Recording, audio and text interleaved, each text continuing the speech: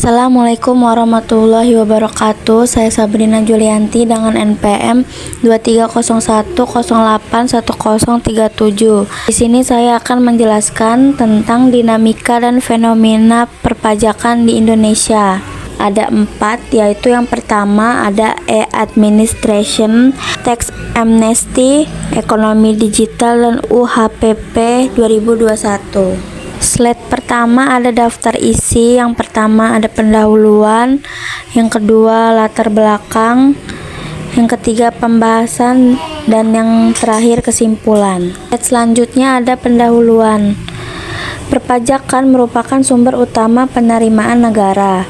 Seiring perkembangan ekonomi dan teknologi, sistem perpajakan Indonesia mengalami berbagai dinamika dan reformasi, mulai dari digitalisasi, program pengampunan pajak, pengenaan pajak ekonomi digital, hingga harmonisasi aturan perpajakan melalui Undang HPP 2021. Pajak merupakan sumber utama penerimaan negara yang memegang peranan penting dalam membiayai pembangunan nasional.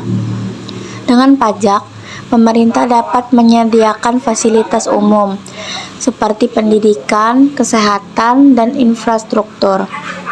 Pajak juga menjadi wujud partisipasi masyarakat dalam mendukung terciptanya keadilan sosial serta kemandirian. Selanjutnya adalah latar belakang. Yang pertama ada peran pajak. Pajak merupakan sumber penerimaan terbesar negara di Indonesia yang digunakan untuk membiayai pembangunan nasional, pendidikan, kesehatan, serta infrastruktur. Yang kedua ada tantangan pajak di Indonesia. Tax ratio masih rendah dibanding negara lain. Tingginya tingkat ketidakpatuhan wajib pajak. Perubahan pola ekonomi akibat globalisasi dan digitalisasi. Ada beberapa alasan utama mengapa Indonesia melakukan berbagai reformasi pajak. Ada 4. Yang pertama itu kebutuhan meningkatkan penerimaan negara untuk membiayai pembangunan. Yang kedua, adanya ketidakpatuhan pajak. Artinya masih banyak wajib pajak yang belum melaporkan atau menyembunyikan aset. Yang ketiga, ada perubahan pola ekonomi. Artinya dari ekonomi konvensional ke digital yang memunculkan tantangan baru. Yang keempat, ada kebutuhan harmonisasi regulasi. Artinya agar aturan pajak Indonesia sejalan dengan praktik internasional dan lebih adil bagi masyarakat. Slide selanjutnya ada e-administration tahun 2000 sampai 2010. Pada awal tahun 2000-an, sistem administrasi pajak Indonesia masih manual. Wajib pajak harus datang langsung ke kantor pajak untuk mendaftarkan NPWP, melaporkan SPT, hingga melakukan pembayaran. Hal ini menyulitkan, terutama di era modern yang menuntut kecepatan dan efisiensi. Pada tahun 2001, ada instruksi Presiden nomor 6 tahun 2001 tentang telematika. Pemerintah memperkenalkan e-administration, yaitu program ini meliputi e-filing, e-registration, dan e-billing. Dengan sistem ini, wajib pajak bisa melapor dan membayar pajak secara online. Transformasi digital ini menjadi langkah awal yang penting untuk meningkatkan kepatuhan dan mengurangi biaya administrasi. Yang kedua, ada tax amnesty atau pengampunan pajak. Yang pertama di tahun 1984 sampai 1985, amnesti pertama Kepres nomor 26 tahun 1984. Melalui Kepres nomor 26, pemerintah memberi kesempatan wajib pajak untuk melaporkan harta yang belum tercatat. Pemerintah memberi kesempatan wajib pajak untuk melaporkan harta yang belum tercatat. Namun hasilnya minim, hanya menyumbang sekitar 1% penerimaan pajak. Yang kedua, di tahun 2008 sampai 2009 yaitu ada sunset policy. Hasilnya sekitar 7,46 triliun. Tambahan 5,6 juta wajib pajak baru. Pada saat itu muncul kebijakan sunset polisi.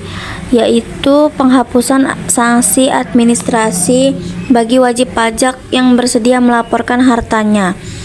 Program ini berhasil menambah jutaan wajib pajak baru dan penerimaan lebih dari 7 triliun.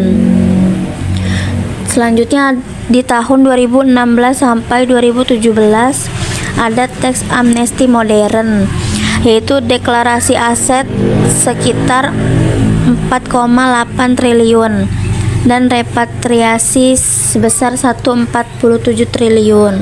Pada tahun 2016 sampai 2017 ini, saat pemerintah melaksanakan program tax amnesty yang modern, hasilnya luar biasa. Dengan deklarasi harta lebih dari 4,800 triliun dan repatriasi dana sekitar 147 triliun. Slide selanjutnya ada ekonomi digital dan pajak internasional. Pada bulan Juli 2020 dikenakan PPN 10% atas barang atau jasa digital dari luar negeri, seperti contohnya Google, Netflix, dan Amazon. Hal ini menunjukkan bahwa perpajakan Indonesia semakin adaptif terhadap era globalisasi. Di bulan Desember 2020, ada e-commerce seperti Tokopedia, Lazada, Steam, dan lain-lain ditunjuk sebagai pemungut PPN digital. 2025 retensi 0,5% omset UKM oleh platform e-commerce. Selanjutnya ada UU Harmoni Peraturan Perpajakan atau HPP tahun 2021.